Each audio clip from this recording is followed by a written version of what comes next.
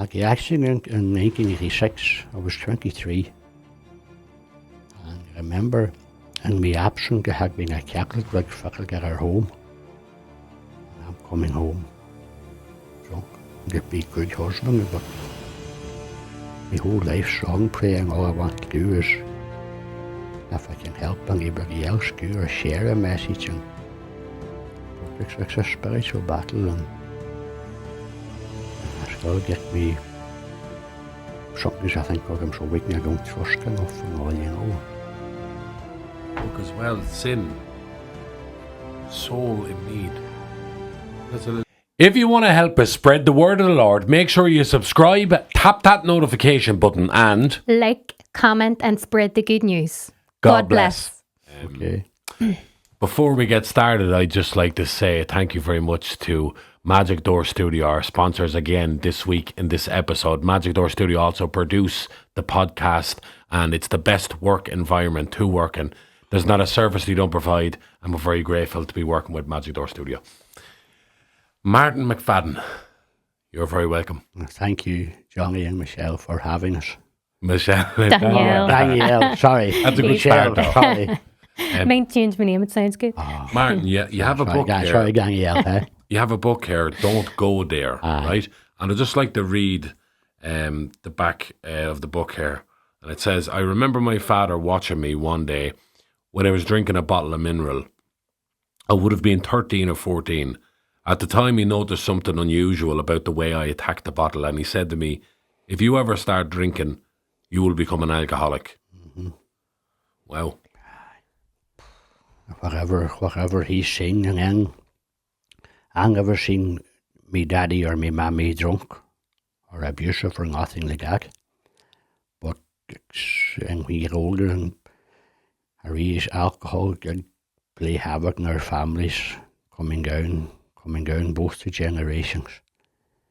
A lot of tragedies in our families, from accidents and people dying young and accidents and all.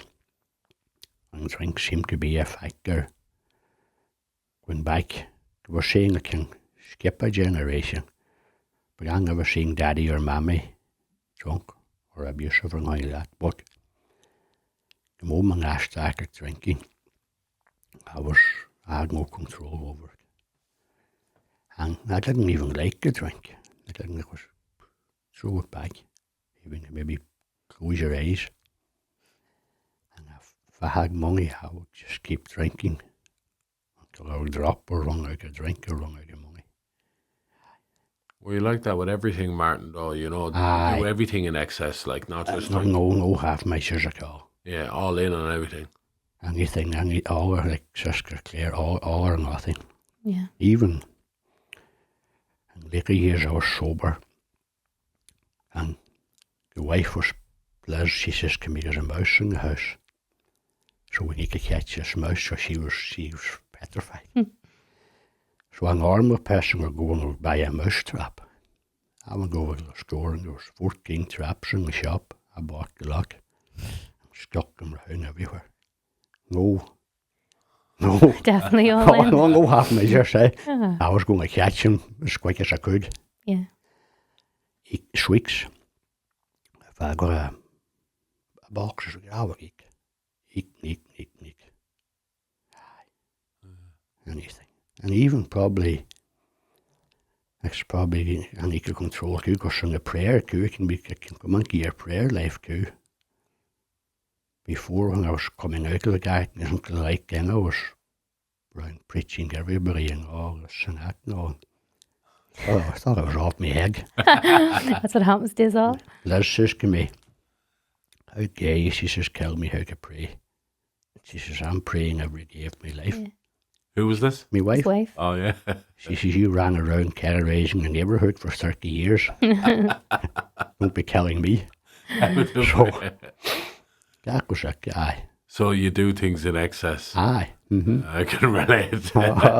And then when I went back to confessions,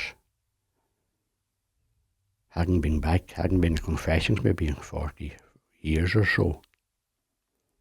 And when I become genuinely concerned about my soul, Because in the beginning I would go to confessions, but I was holding songs back. There were songs, I knew there were songs, but I didn't want to give them up. I was holding them back and giving them, throwing out a few things. But when I did become aware then of the danger to my soul and all, I remember going to confessions in the morning. It was our first Friday in the hospital, and then I walked with the priest. We went over, he celebrated Mass. And I felt so good, like, and I had a big list of songs wrote. But when we come out of the chapel, it was pouring the rain. And I had a big top of a range umbrella, a golfing umbrella. So I stuck up my umbrella. I was all business. There was 2 girls come under the umbrella for shelter as well. And one of the girls says, thank God you brought your umbrella, you know. Then the penny dropped. I forgot it. I said, I stole this umbrella. And it was funny, they thought that was hilarious. But it was bothering me then. I had come out of confessions and I remembered. I said, I was trying to justify it then. I was in a hotel in Cabin years ago, me and Liz, and we were leaving the hotel and it was raining. And I took the umbrella. I said, Father, but I never got back with the gig, you know. I said, is it okay now that I've told you? He says, sure, come back sometime again and I'll give you absolution for that. I says, okay. I says, are you busy now? So I had to get it off my chest as soon as possible. So it just goes to show you, like, the innocence and the humour and it as well, because when we went back to the General Hospital, then we went to the sacristy. But I didn't want to wet the floor, I didn't want to wet the Father's feet. So I parked the umbrella outside. So I hadn't been in confessions in all them years, so I'm up to 2 again now. But when we come out then, the umbrella's gone. Somebody else wiped the umbrella. So I'm on the car and I'm shouting to Father, I'm going to have and kill him and blah, thump him and all. Oh, Father, it came for another quick confession. No, not being in confessions in 40 years and up to maybe, I was up there twice. Like, I just got just got fear of something too. Yeah. Just kind of take you back a wee bit, because we just kind of went straight in there. Tell everybody a bit about you, where you're from, just a bit about your life, because we don't really know much about yourself growing up. I was born in Kerrygart, and I was told I was delivered. I was born in the house, which is still our wee home today. So that's sort of special. The midwife come and I was born in 1963 and I was the youngest. I had 2 elder brothers and 2 elder sisters. And my older brother Edmund, he passed away in 2005. He was 17 years older than me, and when I was growing up then he would take me with him in his old cars and all. But he was like a local character or like a legend around our own area, and he'd be out into bars and brawling, and there'd be guards maybe coming, and so he was like my hero. And I think that planted a seed too, because then I kind of had a rebellious streak then, I wanted to be like my brother, and of course be liked and all, and be talked about and all. And then school, I went to school, but I never finished national school. I never sat an exam. And I got a job in a local hotel, a Kerrygart Hotel. I was washing pots for the first year or so, and I got a job out as a porter at the front desk. So after I was there for 4 seasons, but when I was becoming the age I could get sign on the goal, I was thinking, I'm working here, was hard, like. There was times you'd be under so much pressure, you'd think, God, well, I run out the door. It was busy, getting all the orders, but I thought, I'm going to leave this job and get the goal and get a few days in the bog or wherever, and I'll be better off. Then I was being aware then, if I left and there was work for me, I wouldn't be entitled to the goal. So, as well as then not doing my own work, then I was away disrupting everybody else's work. So I was sacked then, and got sacked and assigned on the goal. And all my mates were doing maybe exams or going to fast courses to better themselves and all, but I never had no ambition like that at all. And that was something I never even thought about even. And I had no fear of life or no fear and nothing, like I was so just living carefree. But once I started drinking then, that's just then was mayhem then. And up where I was acting young ago, we could get poaching for £3 a bottle. It was horrible. But I didn't care, swing it back. And then we used to buy the yeast and the sugar and all, and we bought a big black wheelie bin for the rubbish and used to make beer out of that, throw in extra yeast, extra sugar, make it extra strong. But just drinking didn't agree with me at all. And it was, but I was hyper anyway. And just always causing mayhem in bars and all. And then you'd soon run out of bars and you'd have to go to maybe other towns, and after you'd be in another town for a day or two, I would get to know you and I would get bar there again. And do you think this was literally something you were born with? Possibly. If I was growing up now, I could be probably diagnosed with so many disorders, most likely. And with your family home, was everything okay for home in terms of your family structure and your parents? Oh God, no wild turmoil at all. Yeah, because we usually say, we take something to numb something. So whether it's alcohol or drugs, it's usually to numb something. Was there anything in your life? If there was anything, and if there was any maybe rows or any things in the house or discord, I would sort of, all I want to do is make the peace. Yeah.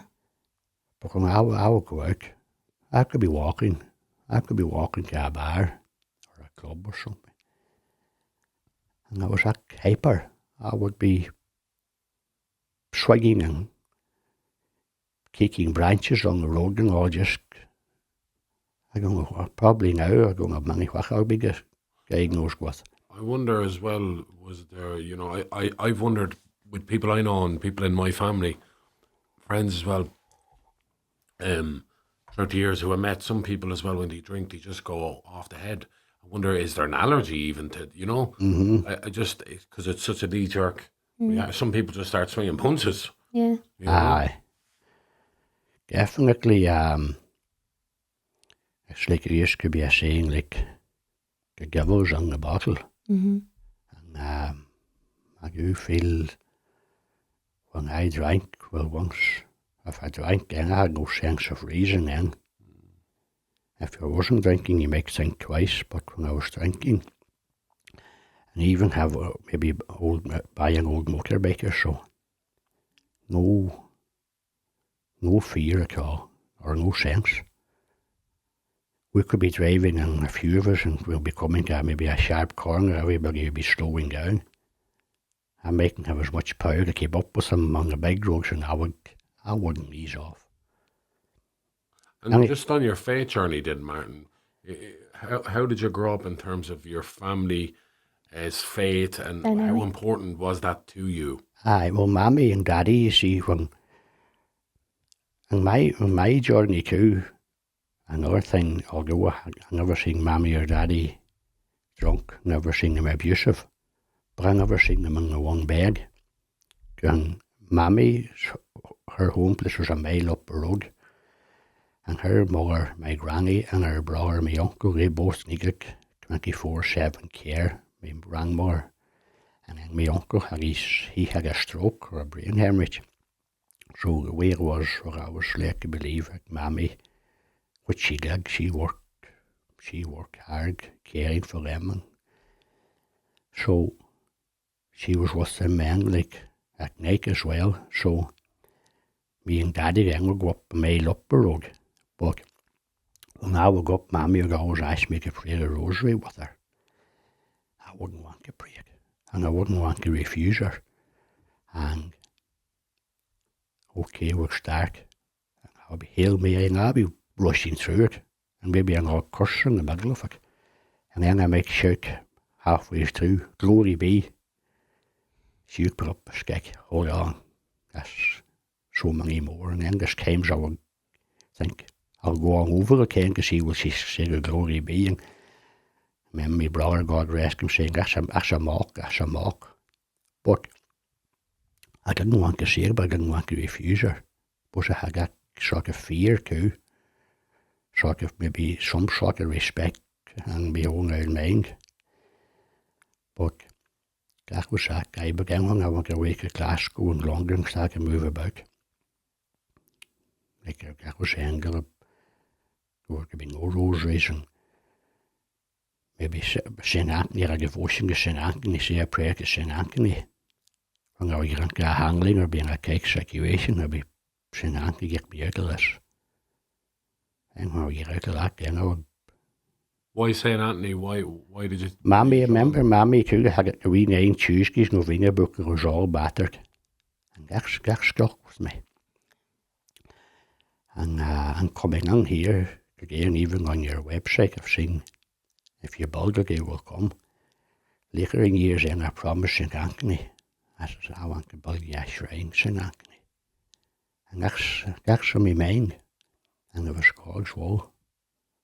I'm planning on doing it, where people can, that's God's plan, So you said you moved to Glasgow then? Well, I was in a nightclub and I met a girl. She was home from Glasgow, and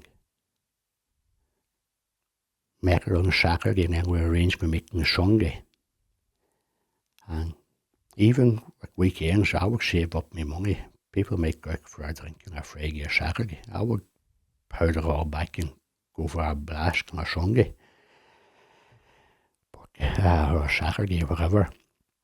So then the next night I met the girl and I was leaving her house. But I never made it home. I was walking. And I had a lot of drink. At that time we used to could take a lot of drink and would still be fucking walk about. I remember walking home and I would put the head down if there was a car coming, put the head down, and I would run a bit.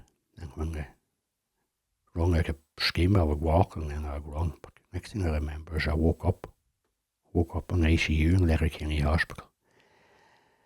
And I was told I had been hit by a car. And the only circumstance that I'm really aware of actual accident was I don't remember the impact at all.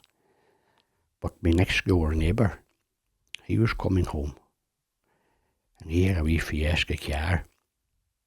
It was 4 in the morning, Monday morning. He was telling me afterwards, when he come round the bend, I was already on the road.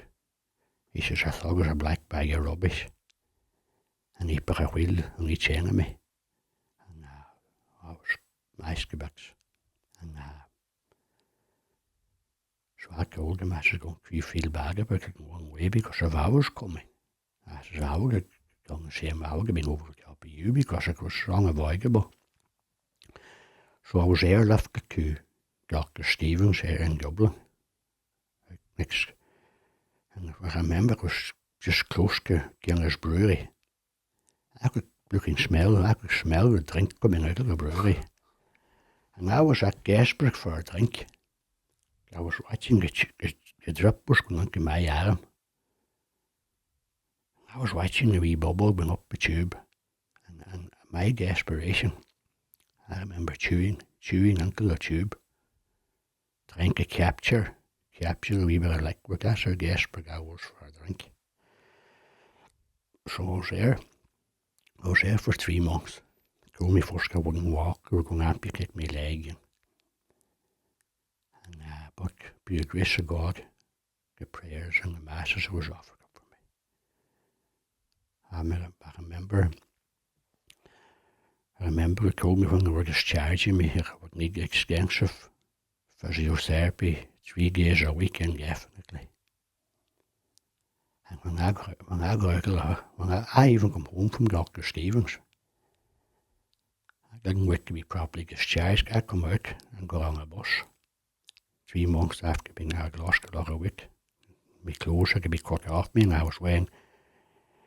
Somebody bought me dressing gowns and bedroom slippers, and the bedroom slippers were cut because my feet were all swollen in our dressing gown. And I come home on a hospital bus. It was November and it was really cold. And I couldn't get out of Monaghan for a cup of tea. And the driver brought me in a cup of tea and a sandwich. And my family met me in Letterkenny with a new set of clothes. Then I discovered I had 3 months in disability money to lift. That was like lottery money. So that was just back in a bender.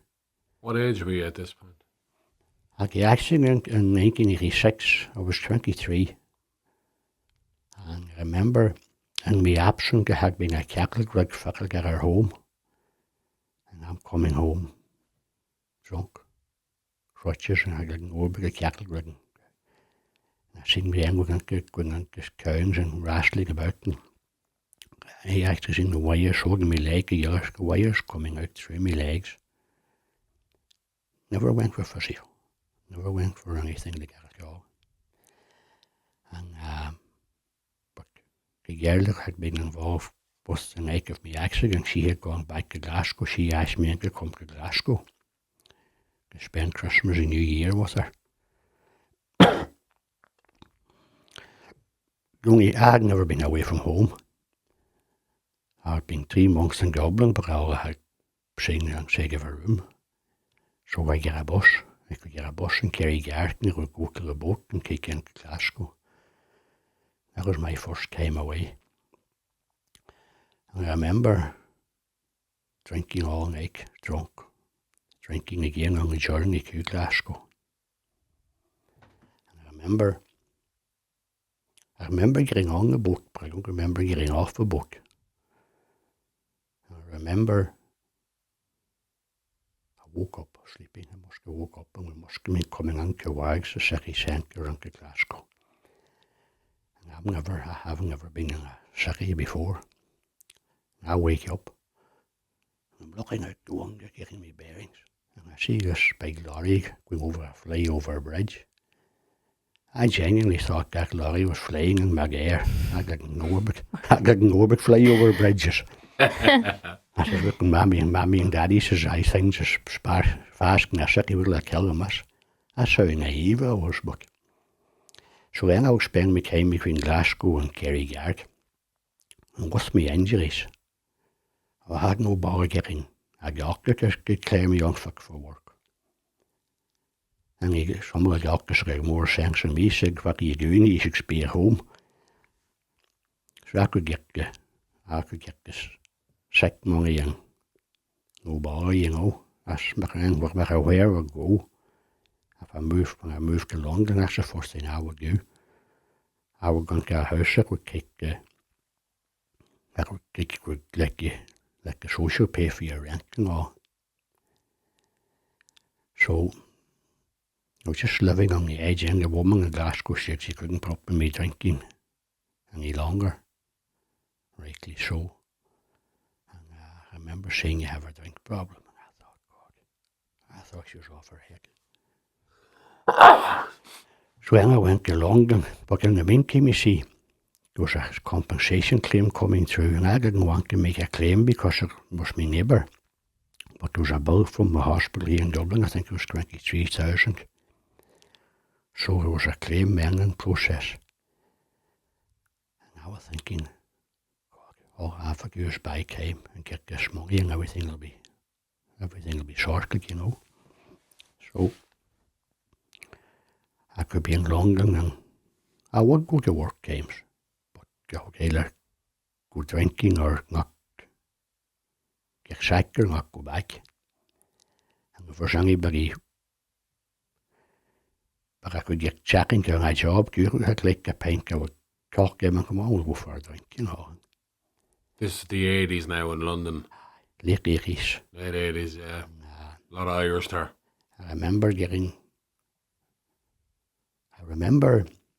one came in, I got called for a check-up in Dublin, and I was in a horse drinking in London.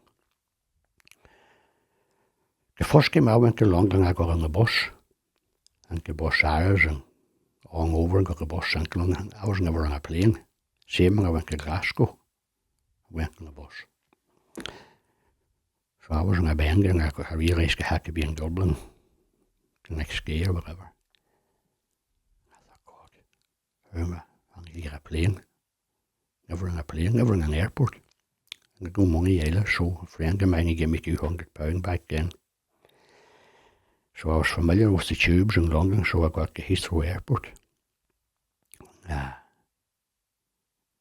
says to the girl behind, just going up to the first desk I could come to, I says to the girl, I says, I've never been in an airport before, can you help me? She looks at me. She says, she says, do you mind me asking you, how did you get over here in the first place? I says, did you ever hear of a boat? That's how, like, my first time in an airport. And I got into the airport, and I remember I got following people, like I thought, well, we're going to Dublin, I'll keep close to them, and I got into Dublin. So I thought then I could come up home then. I was in Dublin, I was in the horse. And I remember I was another time I was in Dublin, I was in the horse and I was on my way home. And I had 4 hours to pass before I could get a bus. And the paranoia when I was on them benders, voices in my head, I could hear people going to kill me. And psychosis. And I couldn't sit. And so I thought, I'll keep walking now. I'll keep walking round the city centre and it'll pass the time and it'll carry me out and hopefully sleep when I get on the bus. No doggy child, so when I was walking, my feet were a big pair of shoes, my feet were hurting me, so I went to a shop and I had the money, I had plenty of money that came, but I was after my compensation claim, sorry, but just thinking about Dublin. And alcohol, you buy drink, but anything else you question the price, and I went in and I thought I'll buy the cheapest pair of shoes that I can get, latest and the cheapest, which I did, and I put them on me in the shop. I think I threw my shoes into the Liffey, and I set sail again round Dublin. And then I thought people was watching me. Then I thought I'm paranoid. And I was walking on cake to the wall too for protection. But after I walked so far, I had to stop. My feet was on fire. And I remember looking down, sun splitting the rocks. I was actually walking around Dublin in a pair of Bergam slippers. That's how vulnerable I was. What age were you at this point, Martin, do you think? Well, it was in 1990. I got the compensation claim. Yeah, I got 90,000. That was the year I was born. Really? It was a third of me. I remember coming out of the bank in Letterkenny and I had 90,000. I was looking at these wonders, escapades. I could buy that. And Dublin was like it always has been, but 1990 Dublin, that's the point men culture, isn't it? Hey, it's kind of the point men culture, you know. There was, the point men culture. There's a famous fella called Paddy Losty who would drink up to 30 pints a day, and he'd say to be a pint man, you'd have to be able to drink 30 pints a day, and that was a culture that was glorified. 30 pints, that could be every day. I remember that there was a period then when I was back at home, I was limerick, I couldn't go into the pubs. So I'd hop on a bus I had the money and I worked on a B&B in Dublin and around the city centre. And I had all the pubs, and not all the pubs and clubs, figured, but I knew certain extra certain things was on. Remember in Rumours, Connors, Sykes Hotel, Bojangles, Barry's Hotel, I had me wee. But back then too, excessive drinking, you see. Wake up in the bed covered in my own urine, soaked in my own. And at home it was bad, but to do it then in a B&B, or even worse, to do it in a friend's house, it was well embarrassing. And I remember if I wet the bed, which I did many times in Dublin or anywhere else, I would I'll book on there again, I'd be embarrassed. And I remember going into a B&B, and when I went up, I thought, this is, I haven't been here before. When I went up to my wee room, there was a rubber mat on the bed. You forgot you were there. I must have been there, and when she seen me come in again, she wasn't. Aye. How long did this drinking cycle go on for? What age was it, and when did it finally? I always had a problem with drink, you see. I wasn't aware of it for a long time. But when I got to 90,000, I went off on a continuous Bangor, and I gave Daddy and Mammy and my two brothers and two sisters 1,000 each. And me and Daddy was in the wee house at Amskill on the Gabriel Synagogue.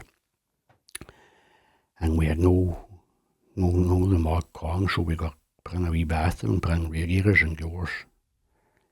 And that cost almost 15,000 at the time, I think. So I can account for 20,000, but the other 70, I was in a Bangor 3.5 years. And you wouldn't drink that much money, but you shouldn't waste it. But Daddy's prayer was, I would love to see you settle down with a nice woman and sober before a guy. And I didn't want to hear it. Nice woman, and I see talking about gay, and I thought, I didn't want to hear it at all, because I thought, how would I run a house? I couldn't pay for a bill, or I couldn't pay a light bill, or I never had nothing like that. And even going up all week, I do was open the fridge, and whatever food could be, fridge would be full, and Mammy and Daddy wouldn't. They would have been just living on the Mangamacoo, but it was, they would go hungry to feed us. So Daddy then, I was on my Bangor, and it was March, and Daddy, apparently he fell out of the bed. He was achy and he had been feeling unwell. He fell out of the bed and he was calling for me. And I was in my own wee room, out just comatose. And there was another family member found Daddy, and then they took him up to Mammy. And he was great to get the care he needed and deserved. So Daddy just I think he got pneumonia and took a turn for the worse. And Daddy was dying, and thank God all the family was round him. But I was in a bar about 40 minutes away. And my friend then found out where I was, and he come to collect me. And but by the time I got home, we were on wrestling about the bar, whatever doing was a whole handling. And by the time I got home, Daddy had passed, but I was too drunk. So Mammy didn't say it. When I woke up, then slept for an hour or so, woke up, and Mammy then told me. I was devastated. The money was almost gone. I didn't give it. Honestly, can say I didn't care about the money. But I did care about not being there for Daddy when he needed me, that cut me up. And what age were you? Daddy died, I would have been 30. What age did you say your father was? He was about 80. 80, so he was 50 years older than you. 50 when he had you then? That was a big... What age was your mother? Mammy was, Daddy was born 19... Mammy was 12 years younger than Daddy. Nice, yeah. And even, I think it was lit even for Mammy too, and it was a big commitment then. Mm. Were you the youngest? Aye. Mm. That regret, that feeling of regret, and letting your father down maybe in your eyes and your family. I'd say that was devastating. Oh, aye. And then that was March 1993 at Daddy gig, and three of my closest mates, three good friends, they had all died under different circumstances, all in a matter of months. And I remember thinking, if I don't change my ways, I'm going to die. I was convinced I was going to die. And I can't remember having any suicidal thoughts at that time, and that's being honest. But I'm going to choke in my vomit, or somebody's going to kill me, or I'll have an accident. I had more God, the close shaves that I would have had was me drinking, getting hit by cars and falling off roofs. And so, it was about 6 weeks after Daddy had passed. The wake and the funeral was a blur.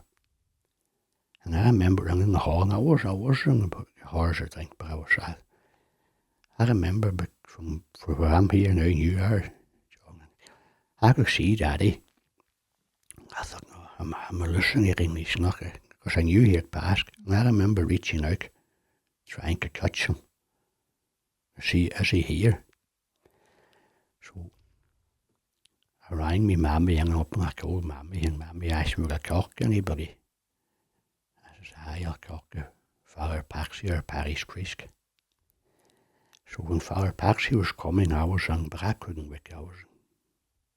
I went out of wonder. Mammy, I was in the room, I climbed out of wonder. And I actually met, I was lifting the car and I was going down the road, and I seen the priest coming up to see me, and I was on my way away. So I went to the hotel and got a few drinks. And I rang Mammy, you rascal, she says. I'm ashamed, she says, where are you? I said, I'm in the hotel. So Father come on the phone, he says, stay where you are and I'll be going to see you. So Father come down, and I says, Father, I'm sorry. I said, I couldn't wait any longer. And he said, I understand, Martin, you get a cure, he says, maybe after this you'll get eased off. So a week later I was still in the Bangor, more mayhem, but I says to Father again on the phone, I says, Father, I'm going to go up and sign myself into St. Connor's, because I was afraid to stop drinking. I was afraid of the worst straws. Once I would try to stop, I would go to the keys.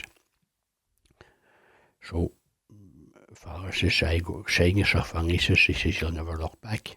So I went up, and I had real trouble signing myself in with the shakes. So I was in there for a week, or almost a week. And then I agreed to go to a 6-week alcohol addiction course. And I went to that, and a court case coming up for rambling around a bar or whatever. Nothing serious, but so people thought I was using the course to get out of jail, or lessen the wheezy on the court case. But I genuinely had made my mind up I was going to get sober. So again, I had to sign a contract again. I would go to aftercare 1 day a week for a year. And I didn't want to go. Now, I wasn't availing of the sacraments or nothing either. But I was praying to St. Anthony again, and I was doing an 9 Tuesdays novena.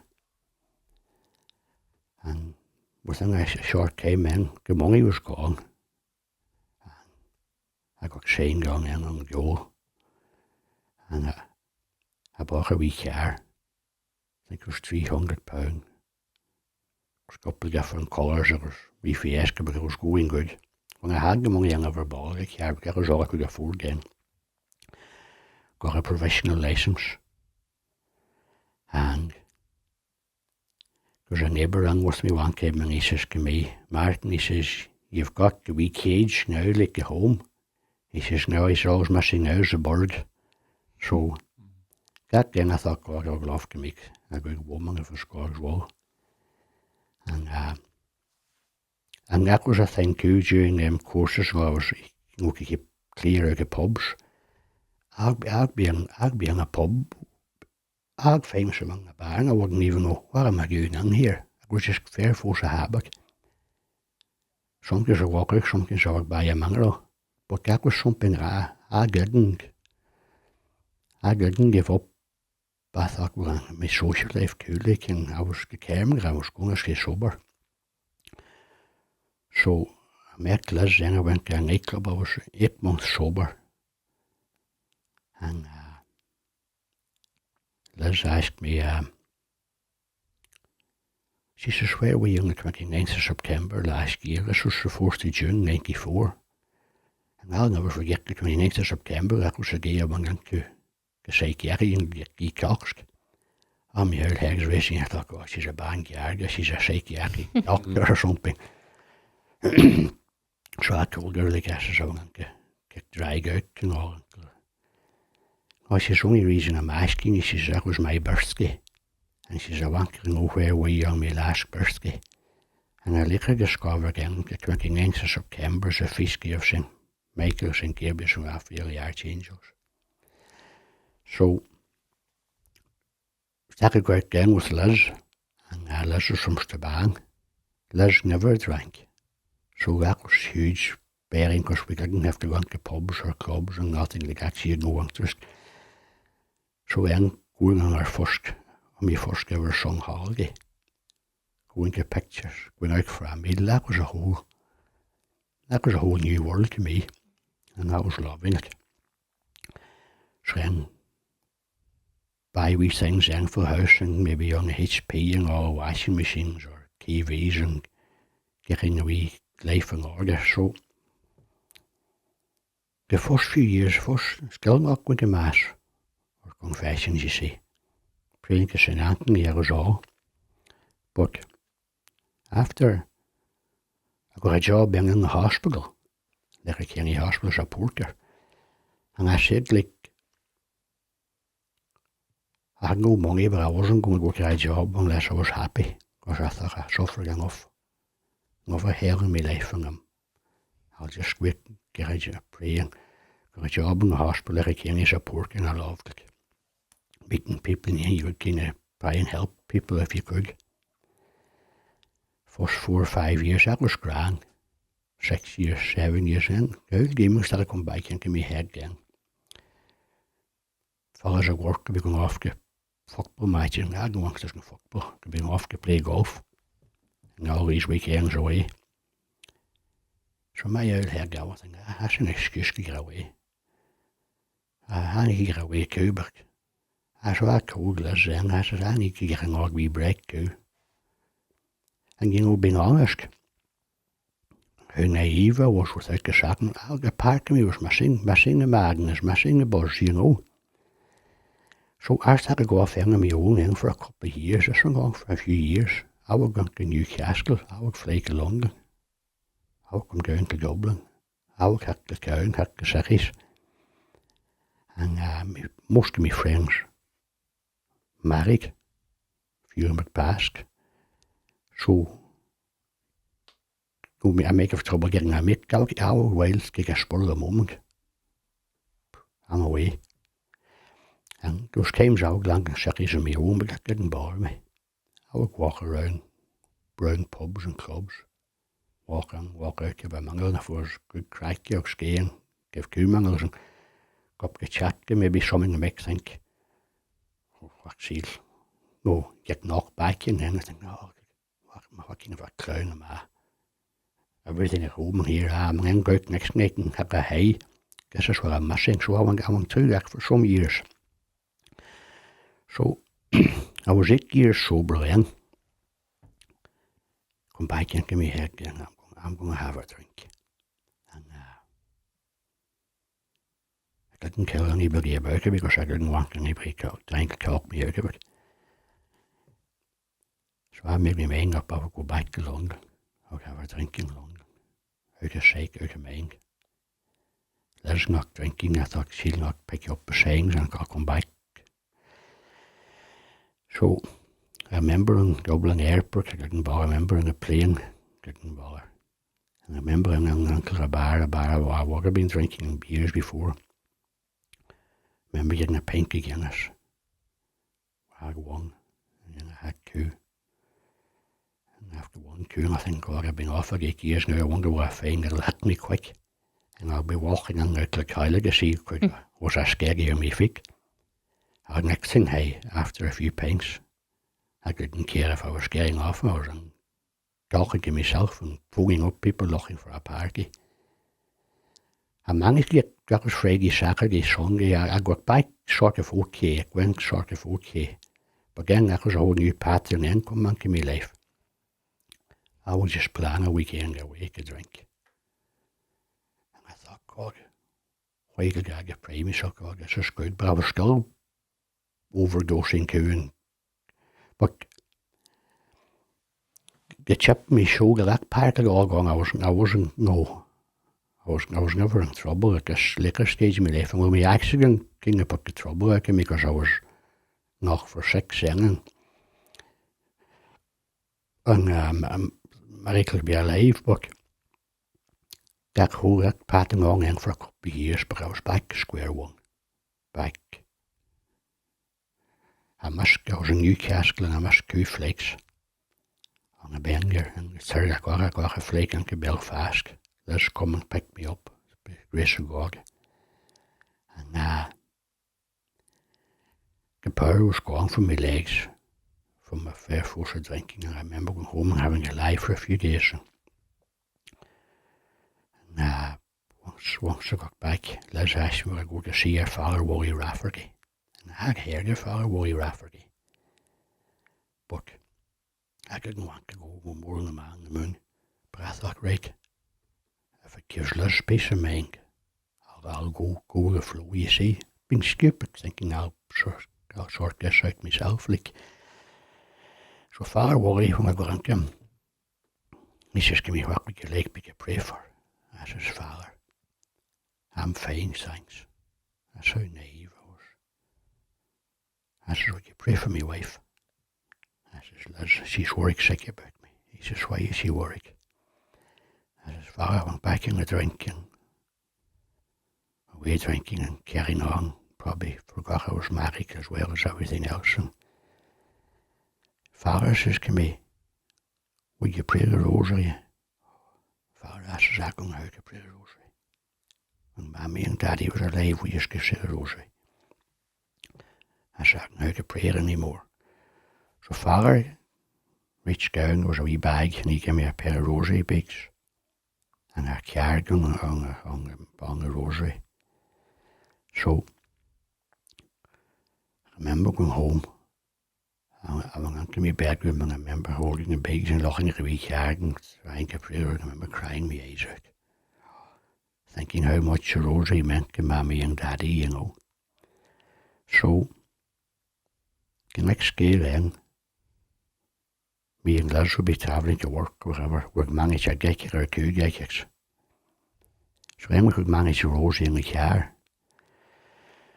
So then, God, I thought, what kind of a life had I been living? I need confessions. No. I fuck out too for a while too, because I thought I'll give it a go for a while. Back to but once a penny drop, back to confessions. And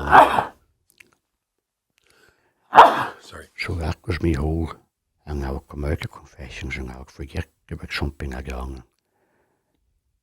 I remember a priest saying, do an examination of your conscience, anything comes to your mind. So I had a wee Nokia phone. Days would come on, I would send myself up against a reminder. Days would scuff, heaps of stuff would come into my head. The other days nothing, and I'll go home and I had a big sheet under the bed and I'll rake. I recorded all the songs. And that's went back then. That was the time after doing the examination of conscience. That was afterwards then, after confessing the Mass, realising about the umbrella. Was I talking it? Was that before we recording about the stealing the umbrella? No, I think it was during. Aye? During. Yeah. The umbrella was during the recording, yeah. Aye. But that's saying like confessions, and now like confessions. It's my lifeline. I go every month, the first Friday. I like to go the first Friday, but if I'm struggling, I could go twice a month. I could go 3 times a month. And that's a wee prayer I have to a prayer I'll never be denied the sacraments ever again, because during that first lockdown, I was missing Mass and I was missing confessions. And me and Liz was in, and we talked about things that had never been talked about. I was kicking stuff for confessions. I was confessing sins in the confessional box. But I was advised, don't tell Liz. If you want to save your marriage, but that didn't sit right with me, I thought. No, I want to be honest, and I want no secrets. So it was during the first lockdown, after all them years. Me and Liz talked about things in a yin and ag mythic, affairs and stuff like that, But it just proves like marriages can survive anything. If people's willing to change and work at it, the sacraments. And then they would say a leper will never change his spots. That's not true. Can I ask if you ever hear that saying, a leper will not change. If you want to change, you come back to God, come back to the sacraments. You'll change. Yeah. No, so many relationship and couples maybe go and get stuff for separate. And it seems impossible. Maybe the trust can come back after that. Takes forgiving. Maybe it could be easier. Maybe than trusting somebody in a situation. You could forgive him. God, take a while trusting, but it's amazing, Yeah. And what was Liz's faith like throughout all of this? Liz, was she going to Mass and everything?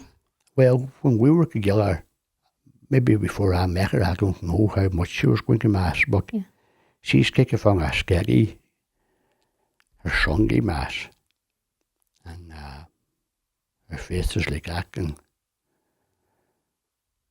But then, like me, or nothing but I would be all out and be all mad for rosaries and stuff like that there, and my whole kind of life would be kind of, well, of course, trying to be a good husband, but my whole life song praying, all I want to do is, if I can help anybody else do, or share a message. And they were saying that one of the biggest, was this, I remember he came up, one of the biggest regrets sometimes when you pass, when God shows you all the gifts he has given us that we haven't used. So I pray again that I'll never waste an opportunity for God again. And there's a wee prayer of 3 Hail Marys that I think was popular alongside a lot of the great saints. They say there's 3 Hail Marys in the morning, and they say there's 3 Hail Marys in the evening. And after it in the morning you say, "Oh my Mother, preserve me from mortal sin during this day." And when you say it at night or evening, "Oh my Mother, preserve me from mortal sin during this night." And definitely had a power of prayer, because there was times my old head, even with all the sacraments and with all the going where I had gone, through the years you might have a wobbly spot and the relationship was up, and then you kind of feel sorry for yourself, and all stupid thoughts will come into your head, or selfish thoughts. Be the grace of God. And then it's like alcoholic, when you're waking up, "Oh, I didn't drink last night," you feel so good. And then waking up and thinking, "You didn't act," and the thoughts that was going through my head. Thank God, like. Do you think that's literally demons? Demons, the demons will be attacking us all. But I do exorcism salt. I carry the exorcism salt with me. That's exorcism salt, is it? Salt, blessed, exorcism, blessing. I carry that with me all the time. And I carried a wee bottle of holy water with me. And even all them years I'm sober and all that, I'm still vulnerable now. And if I was under pressure, I could put a bit in my tongue or whatever, but I carry, and I wear the brown scapular, the green scapular. Scapular's so important. That's, and the beads, and that's, it's a spiritual battle. It's a spiritual battle. I don't think people realise that so much of that darkness that is around us as humans is literally a spiritual battle. You know, because people who are more secular and don't have faith don't realise that they're actually in a fight. That's right. They don't realise who the enemy is either. You know, the more I go into my faith, the more I realise that it's a daily battle. Oh, it is. And just when you think you've won a battle, the battle gets even tougher. Aye. Anywhere the demons, any weaknesses we have, we'll have our weakness, or and sometimes if we can get us as handy, have our loved ones that we love, and try and throw them off course, to throw you off course. And no, it's a spiritual battle. But once we open the door to sing a call, if we even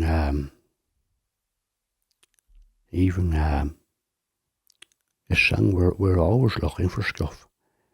And if we're singing our soul, that blocks. God wants to give us so much, but if we have singing our soul, it's going to block the graces too.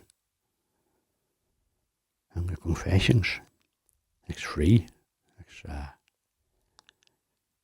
powerful sacrament. Mass, the Eucharist, Rosary. But it's a spiritual battle, and I still get me. Sometimes I think, I'm so weak and I don't trust enough and all, you know. It's a battle, but when Jesus died on the cross, the battle was won. We're on the winning side.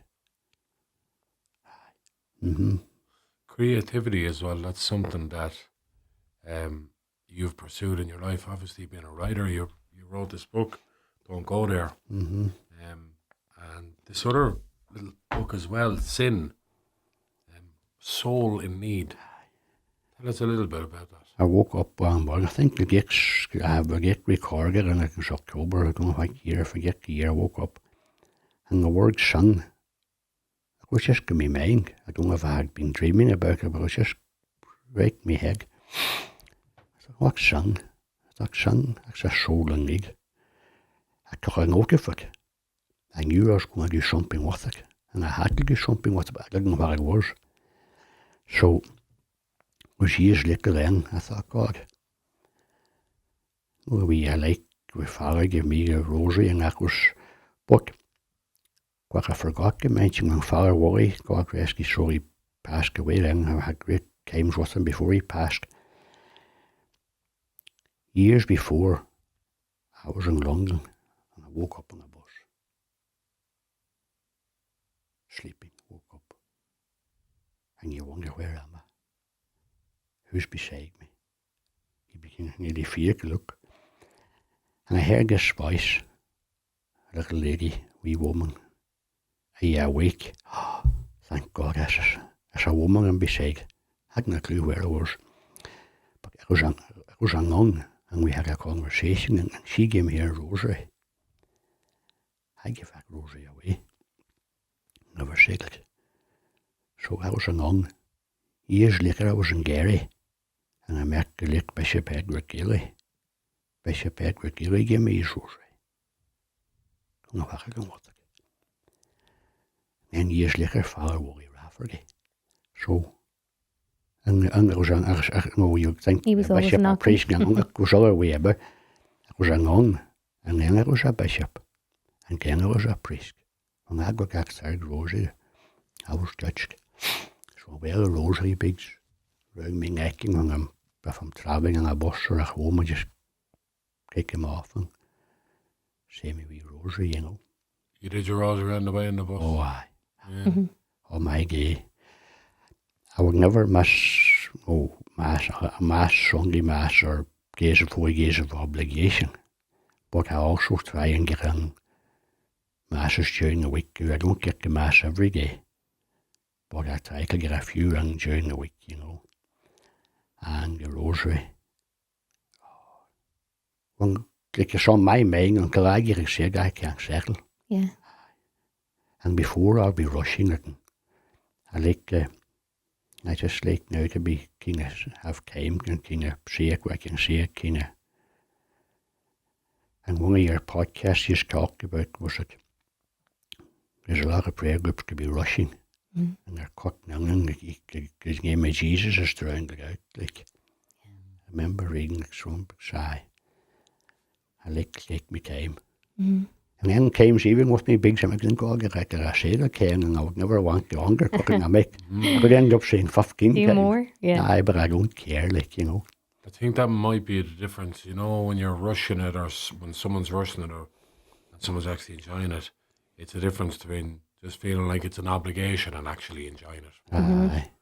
I think, because we just grow up with, you have to say your prayers, or you have to go to mass, you do this. When you're forced to do it, or it's your obligation. Yes. You don't actually find meaning in it. Mm-hmm. And that's what I found. And I think a lot of our guests that's the kind of in their past was similar, like, it was just an obligation, you go and whatever. And no one was really actually taught the meaning of it, the power of it, and the meaning of it, actually, and for your soul. And when you actually learn that yourself, then you really enjoy it, and you don't want to rush these things. You want them to go longer, Speaking what Our Lady has said, like to the rosary and the scapular, she'll save the world. And Our Lady will not make an empty promise. Sometimes, when I was coming into the first school, I was overloading myself.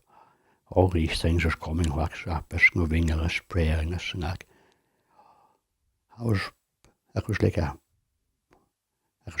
so much to say, I thought, and not enjoying it. Then I thought, God, I'll just cut out a lot of other stuff, like good devotions too, but another devotion I got in recent years too, the Stations of the Cross. But I just say a wee short version. And but I love them as well.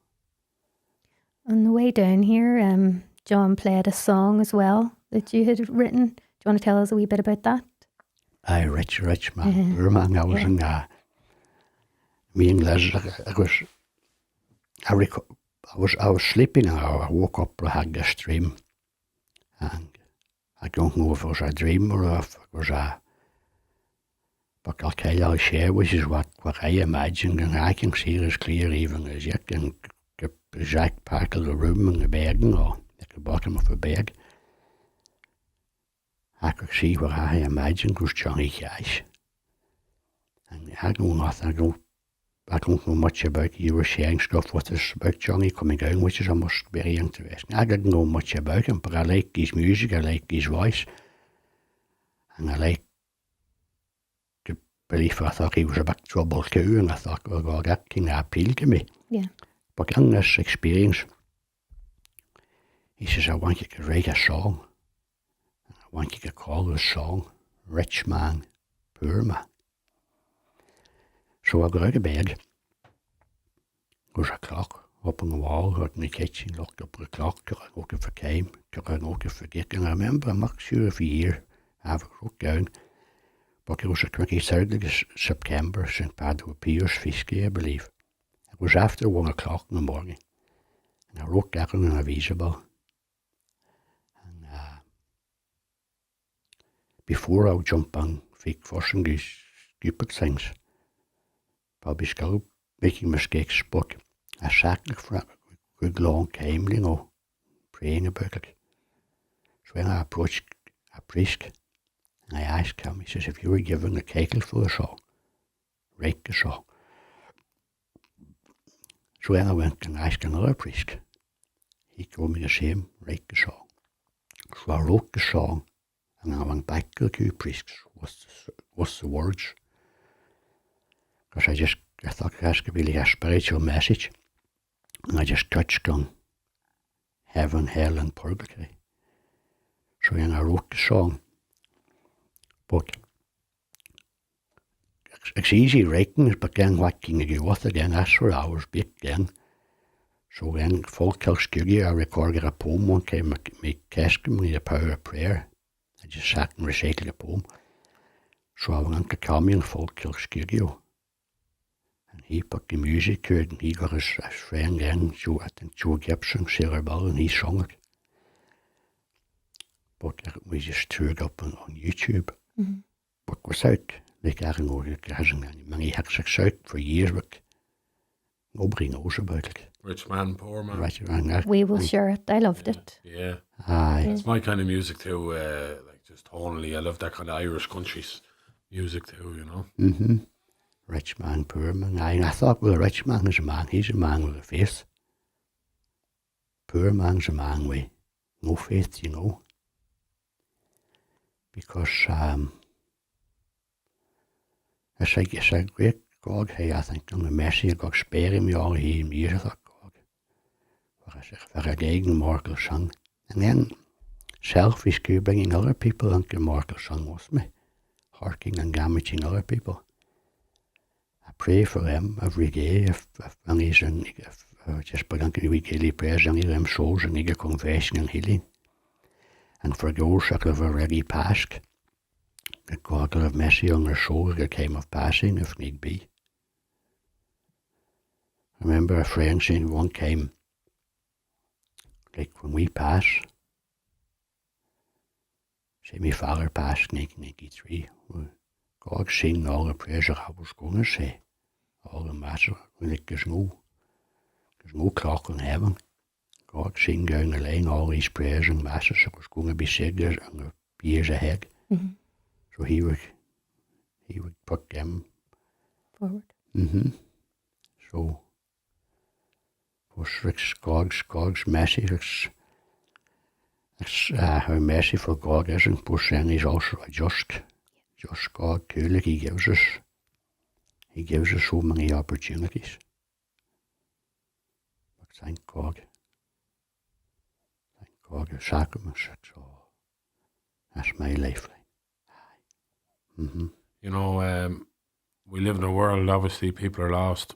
There's mental health problems, there's addiction problems. People are committing sin, major sin, hurting people. But people actually don't know that there is a great healer. There's so many solutions that the world gives you. And some of them are actually good solutions, but they're not really solutions. Mm-hmm. And I suppose for me now, I've come to the conclusion there's only one healer. Mm-hmm. It's Jesus. That's the only healer, actually. Definitely. Everything else fails. Some might work for a short period of time, but I think without Jesus as that guiding light, I don't think it's possible, to be honest. No. I really don't. No. I think that's what the world's missing, actually. Mm-hmm, mm-hmm. It might be a false, it might be a short high or a short blink, but that's the only way. True healing. Mm-hmm. You were saying there as well when we were on the way that you feel like there's something happening, you know, because there can be a lot of like doom and gloom around conversations around faith and that. And I see that majorly with the sort of American podcasting. You see a lot of doom, gloom, and revelations and all that stuff. But there's a lot to be positive about as well. And I do feel there is something happening, a revival around the world, and in Ireland. I think. Definitely. You seeing that? You can feel it. Yeah. And like even your podcast and the way you're doing it and together and all, it's powerful. There's great things happening. Yeah, well, we actually, I don't know, I suppose I'll get to share it. She's wondering what we're going to share now. We got a message last night from a DM from somebody who was going to take their own life. And coincidentally, they came across this podcast, one of the episodes, and he said it stopped him from taking his own life. My God.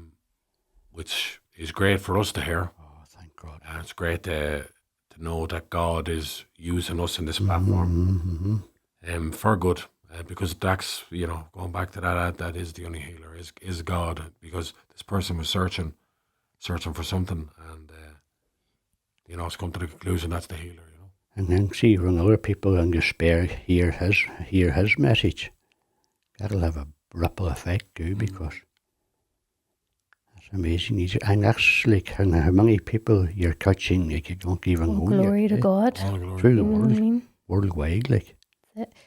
In terms of, obviously you've had a real fruitful life, so to speak. You've been to the pits of hell and back. And just talking about the world that we live in and so many people being in despair, I feel like you're in a good place to maybe give a bit of wisdom and share a bit more hope with people, because we all need hope, especially now in these times. Well, all I can say, like, I was baptized Catholic, so with my Catholic faith, we have all the sacraments, and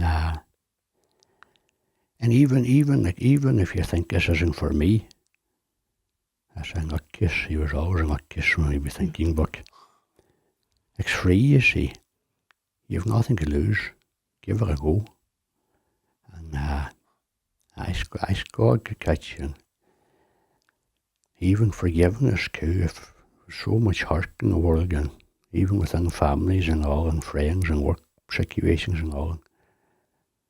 That would have been a thing where I would get a lot of anger in me before too, and if somebody got me wrong, I'd be thinking, oh God. You would just be plotting away how can you get them back or confront them, and I just let go, because if we can't forgive others, God can't forgive us. And then even like all the prayers and all devotions, even so simple, the Our Father and the Hail Mary and the Glory Be. No, if you're struggling, even you only manage one Our Father, or one Hail Mary, one Glory Be. Because my life and all your lives, like it's testimony of the power of prayer. And I remember when I was at school, my friend, the teacher, says, who believes in God? All their hands up. And next thing he dropped the bomb, she went, why do you believe? Well, we were tongue guy, Papa couldn't. And my friend got up, he says, Master, he says, there's a lot of intelligent people in this world. He says, they've given up their lives to work for God and to die for God. He says, they can't all be wrong. No, so just look around. We can't all be wrong. Because we're all like your journeys, we're all coming from different journeys, similar and different. And it's not that we're looking to become rich and sell something. We're only sharing what's free.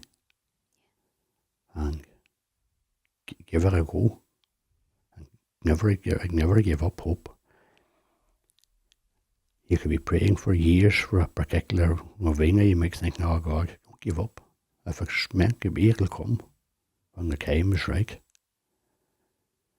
And even when we're young, we all have childhood dreams and all, do this or do that. And don't give up in your dreams either. If it's God's will, God can do anything like. And He'll put the right people in our lives. And if we keep close to the prayer and the sacraments, it'll protect us from falling off a wagon, going into the wrong, into the traps again. 100%. Before we let you go, Martin, your book, Don't Go There, that's on Amazon, isn't it? That's on Amazon. We'll get that in the YouTube link. And then Sin, you've 1,000 of these printed, I printed them, but it's not available anywhere. And see, I don't have any social media skills. I don't have, and we'll have to see if we can help you out with that. Yeah. Figure out how to get this book out, because Sin, A Soul in Need. Let me just read again the back of it. Sin, Soul in Need. I certainly was the soul in need as I battled my chronic alcoholism reckless character. Receiving a substantial compensation only added to my troubles. Living life in the edge for many years, encounters with policemen, prostitutes, psychiatrists. I was tortured by demons as I moved from place to place, fueling my paranoia with alcohol. I couldn't settle in a job, a relationship, or even a place. I walk away from people I loved in favour of a drink. I'm now happy to say I'm enjoying a life of sobriety, true peace, and the joy that I was always searching and longing for. How did that come about? The power of the rosary. Where would I be today without my rosary? I've no doubt that I would be in my grave, and my family and loved ones would be praying for my soul. So this is And the great thing about the rosary too, you don't have to be just Catholic. Anybody. No. That's right. A lot of Protestants actually pray. I'm God, seeing aye. more and more of that actually. Any religion can pray the rosary. This aye. breaks down how to pray the rosary and gets into it really, you know. What I done then, I thought, no, if you're coming into the faith and the first, just try and keep it as simple and as basic. So I thought I'll just write the wee book on what Mommy and Daddy, how they learned me the rosaries. Mm-hmm. So I bring the joyful, sorrowful, glorious. But the luminous, they're optional. If anybody wants to pray them, it'll be easy accessing that. Mm-hmm. So I just thought I'll just keep that wee book. It's simple. That's great because actually that's the number one thing we get a lot is people asking just how do I pray? How do I like I know it sounds so it's almost innocent, you see, you know what I mean? People get in touch about what do I do? How do I pray? How do I do this and that? And Well, I've just a wee medication for each of forgetfulness, and I recently just with Mommy, I can't remember years ago, the rosary, but the litany, I have a litany, I love a litany as well. Mm-hmm. And it's simple, it just breaks it down, and then there's a wee bit of a sing up, there's a wee bit about my own journey and going back to confessions. Mm-hmm. have you ever prayed the litany of humility? No, Not that one. no, I've seen it, I haven't, no. Yeah, I do that every morning now. It's a good one just for fear of everything that's going to go wrong in your life. You know, it's you're asking Jesus to deliver you from the fear. You know, Great. the fear of being humiliated. You know, the fear of being publicly shamed. The fear of it all. The fear of everything. You know, destruction. It's a great prayer. I'll send it on to you. Good. And I would like to share with you before I let you go. Yeah. Confessions, I had a son that I was really embarrassed about.